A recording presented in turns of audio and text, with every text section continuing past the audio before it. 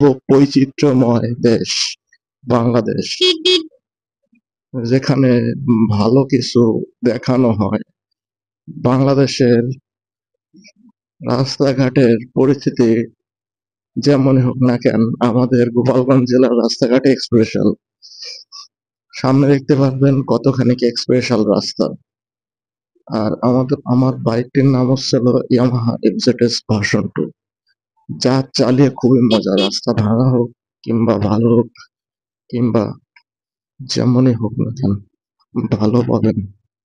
আর এটাই আমাদের special way. তবে বাইক চালিয়ে খুবই মজা, রাস্তা যেমনই হোক না কেন।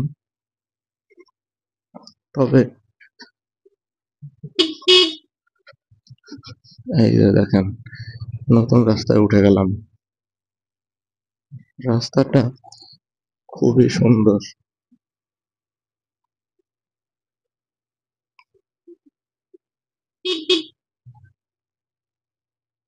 এই জন্য আমাদের গোপালগঞ্জ জেলায় একটি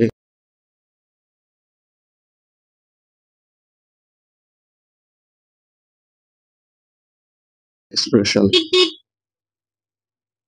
ট্যাবলেট যাচ্ছে হেঁটে হেঁটে, আজকে হাটবার পাট যাচ্ছে হাটে।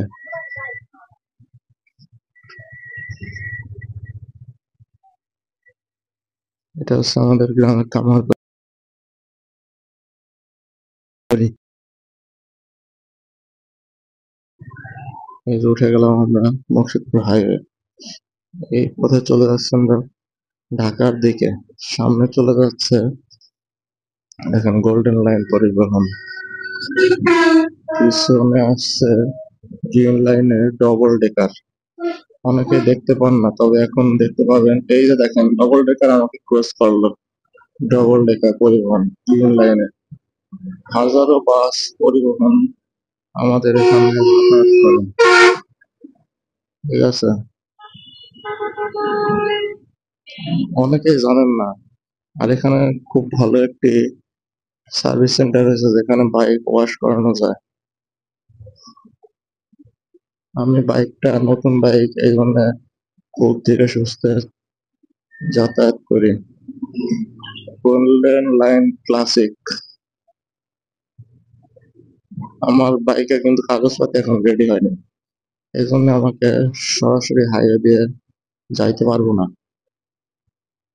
এই তেলের পাম্প থেকে, মুর্শিদপুর তেলের পাম্প থেকে বাইকার ভাইদের জন্য বলতেছি, এখান দিয়ে কেউ তেল ভরবেন না, কারণ আপনার বাইকের